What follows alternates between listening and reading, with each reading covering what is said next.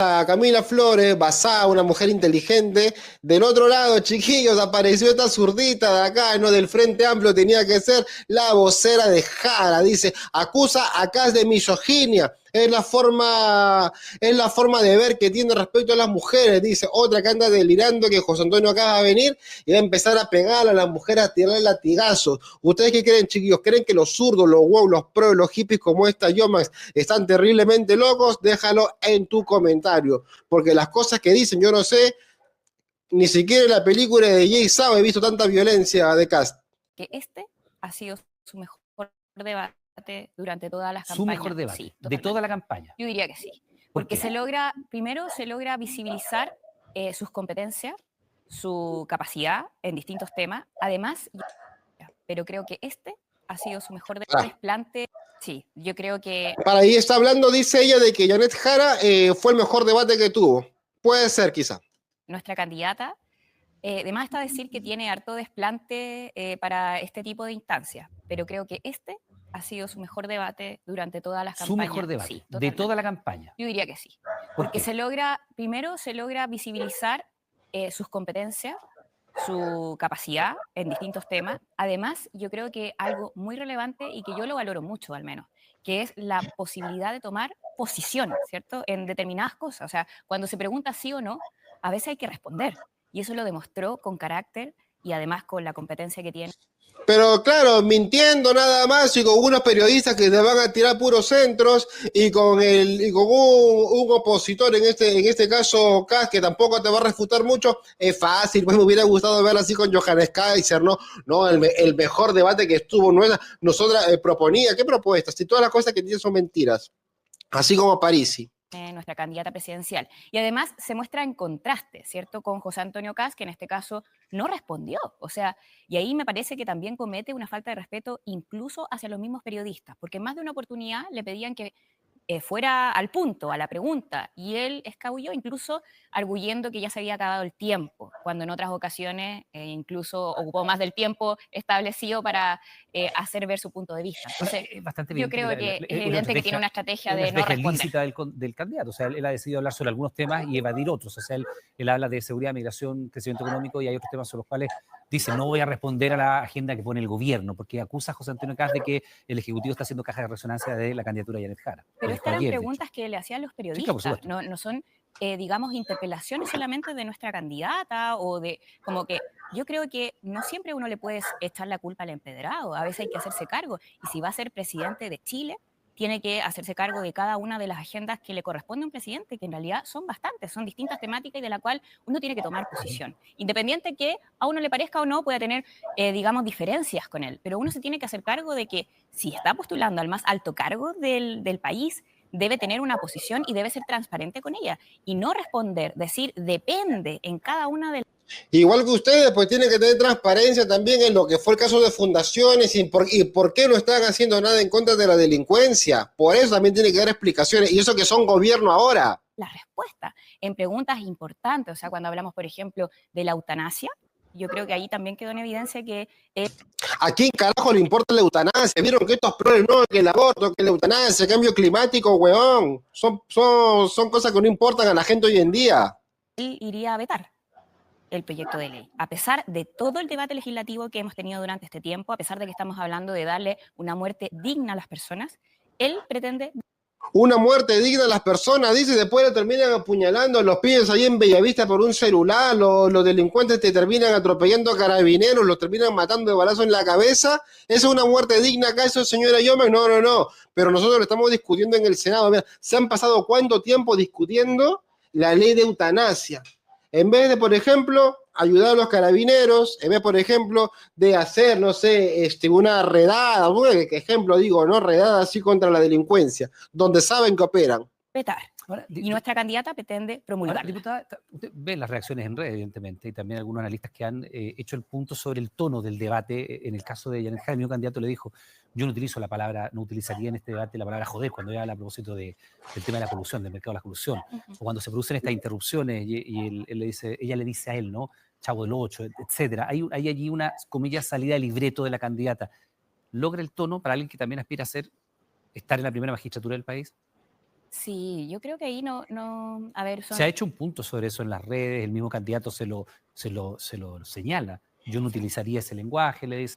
Claro, la Jara se puso, no, es que yo no jodo, vos te jodiste a los chilenos, vos te jodiste, usa la palabra joder como para que genere empatía y cercanía al pueblo, ¿no? Que habla así, según ella. Tú me dices cuando yo puedo hablar. Hay allí una situación un poco friccionada, si usted quiere. O sea, que bueno, igual de todas formas la fricción existe porque es una segunda vuelta y por cierto que el ánimo, digamos, para todos lados va y viene. O sea, de hecho, el mismo candidato yo encuentro que fue en el anterior debate, en el de cooperativa, cuando le dice, ¿cierto? Social. Claro, en el foro social, en donde le plantea, ¿no?, que estamos escuchando comerciales, como también de una manera bien agresivo-pasiva, ¿cierto? Que es un... Agresivo-pasiva, de una manera agresivo-pasivo, yo no entiendo. Emilio Schneider capaz debe saber lo que es un agresivo-pasivo. Escuchando comerciales, como también de una manera bien agresivo-pasiva, ¿cierto? Que es un estilo del candidato. Y en este caso, cuando la culpabiliza, ¿cierto?, de una violación, como es el caso de Monsalve, la hace responsable de eso, también es bien violento. Entonces...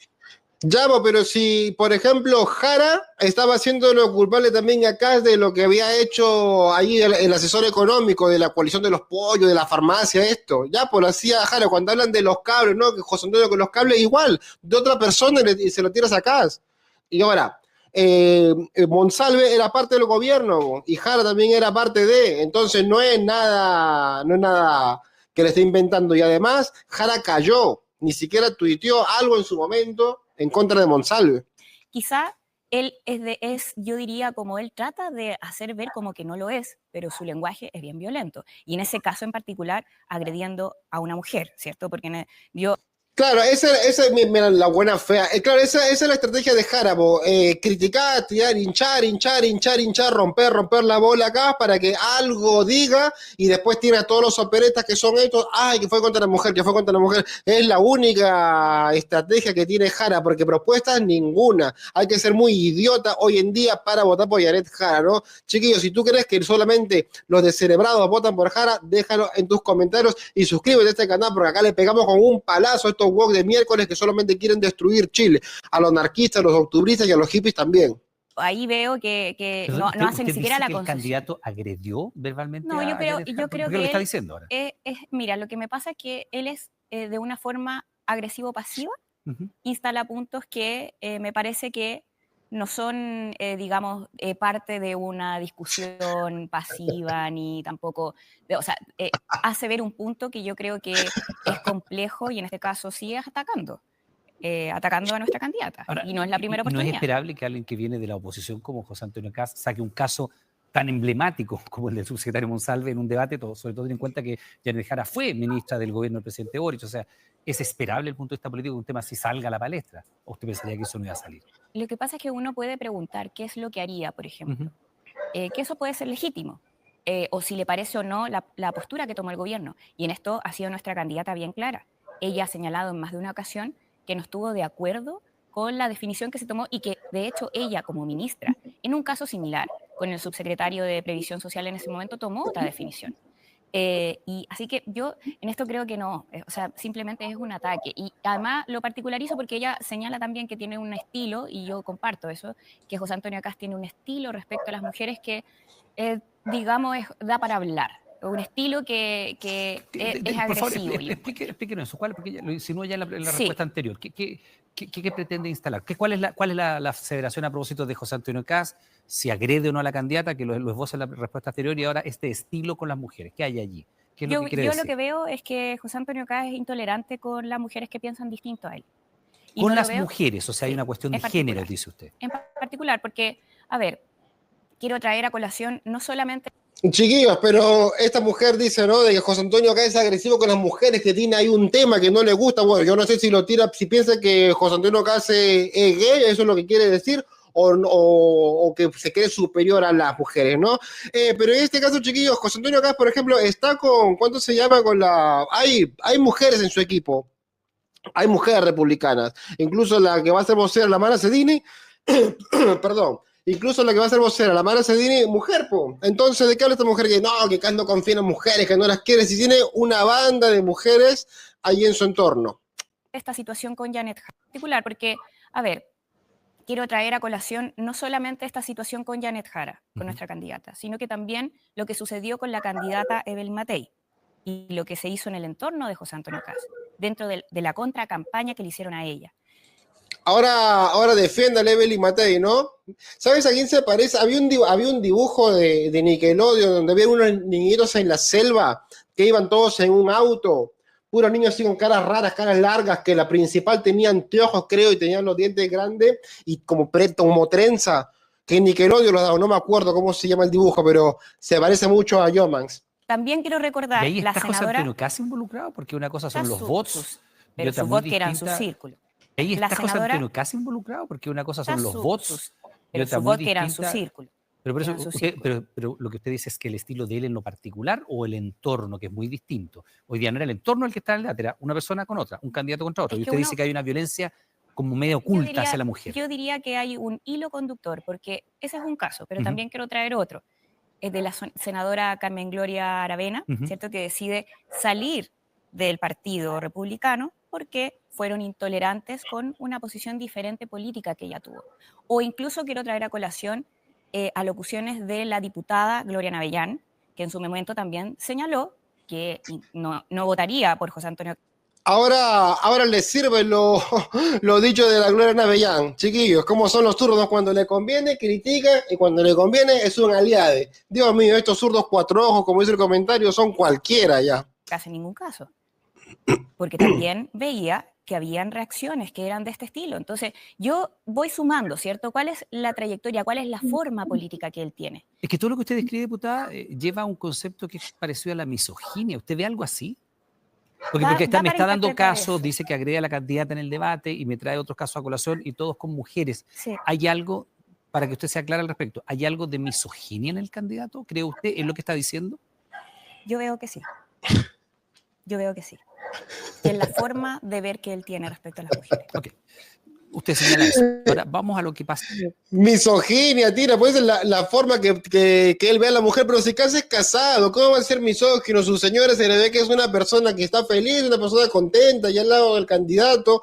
Es más, el otro día me apareció justamente la Pía, se llama, ¿no? La esposa de Kast, en Instagram. Y nada, o sea, una persona súper relajada, muy bien. Oye, estos zurdos, ¿cómo son, no? Mirá si la Pía, por ejemplo, la señora de Kast, se va a dejar golpear o va a estar como un misógino, como una señora educada, una señora preparada. De aquí al resto de campaña, falta todavía el debate de Anatel. Las encuestas que se han equivocado, pero ninguna se equivocó en decir cuáles eran los candidatos que pasaban a segunda vuelta, se han equivocado en las magnitudes, ¿no? En términos generales y en el mismo comando de la candidata Janet Jara se reconoce que esto es cuesta arriba. Nosotros ya lo conversábamos con el candidato A, lo conversábamos con otros vecinos, lo dijo Francisco Vidal más temprano, conversamos con Carlos Minami, y hablan de un cierto derrotismo en el entorno, de hecho lo dijo Francisco Vidal, en el entorno de la candidata. ¿Usted percibe eso? Y si lo percibe, ¿cómo se sale de eso? Porque queda poco más de una semana. Y si hay un derrotismo en la candidatura o en el entorno de la candidatura, difícilmente se traspase eso al votante como ir a recoger aquellos votos que le faltan. La candidata está en 27 y tiene que llegar al 50 más 1. O sea, después de los resultados, creo que hubo un reorden. Pero en esto quiero ser bien clara, porque la candidata nos ha demostrado en más de una oportunidad, y estos foros, los debates han sido, digamos, bien promotor de demostrar eso, que ella tiene la fuerza y la convicción para ir a ganar.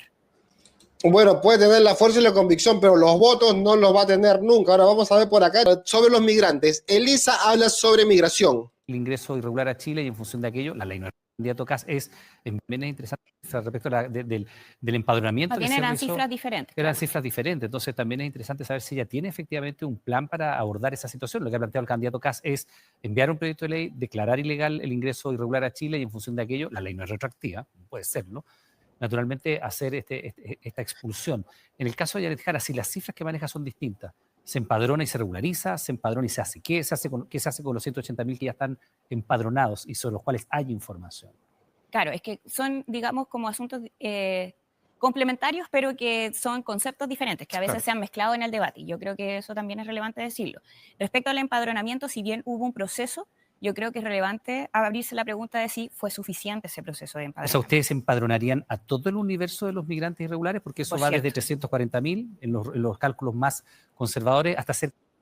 Al Tren de Aragua quieren empadronar, chiquillos. Ojo que una vez los empadrona y les dan documentos chilenos, no los sacas más.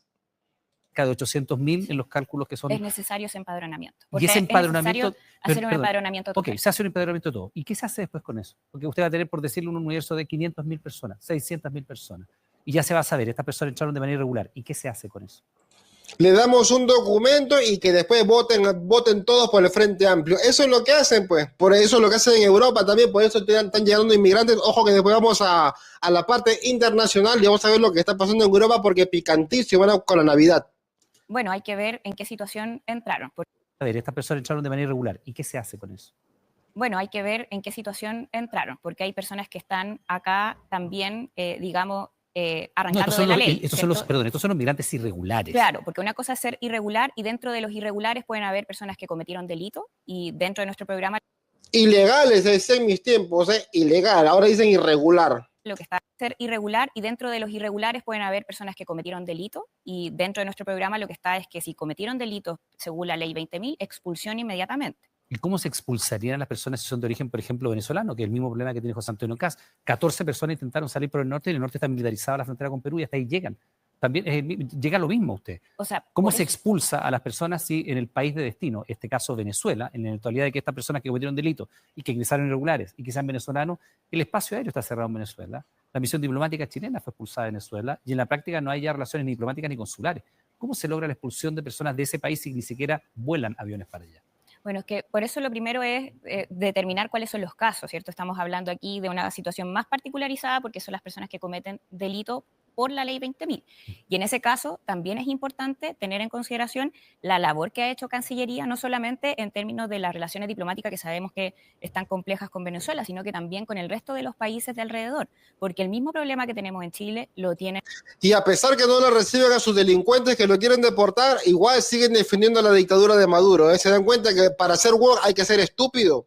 En otros países alrededor. Entonces yo creo que es importante esto, tenerlo en consideración respecto a las relaciones diplomáticas en términos internacionales. ¿Habría que volver a tener relaciones con Venezuela? Porque le pregunto, va a llegar en la eventualidad de un gobierno de Janet Jara, y si se hace este empadronamiento de ciudadanos y se determina que se va a expulsar a aquellos que tienen antecedentes penales, si usted no tiene espacio aéreo abierto en Maiquetía, en Caracas, o no tiene vuelos llegando a Venezuela en general, no va a poder expulsarlos. Tenemos que llegar a la mejor solución en términos diplomáticos posible. Y eso creo que... Sí, una solución diplomática vas a tener con Diosdado Cabello, seguro, ¿no? Sí, seguro. No requiere solamente una conversación con Venezuela, sino que también con el resto de los países de América del Sur. Perfecto. Eso me parece que es importante. Ahora, sobre todo teniendo en consideración, y a mí me preocupa bastante, que incluso la amenaza que tenemos desde Trump a la situación en Venezuela puede generar una ola migratoria mayor, y ese es un problema para toda América del Sur. Bueno, eso está también por verse lo que pase en Venezuela, efectivamente, con este anuncio de Estados Unidos de ya iniciar una fase terrestre en ese país. Diputada Gal Yomas, le quiero dar las gracias por estar. Ahí estaba la Elisa de los Thornberrys ahora defendiendo a los inmigrantes. ¿No se dan cuenta que estas personas quieren dejar a los delincuentes para que sigan generando más caos, portonazos, extorsiones, secuestros? Ahí está, esta gente les quiere dar documentos y que dice que si tú piensas que el comunismo y toda la izquierda están siendo parte del terrorismo hoy en día, déjalo en tus comentarios, suscríbete y activa la campanita, chiquillos, para que estés siempre bien informado y de paso burlarnos de los hippies, de los zurdos, de los woke, de los progres, de los octubristas.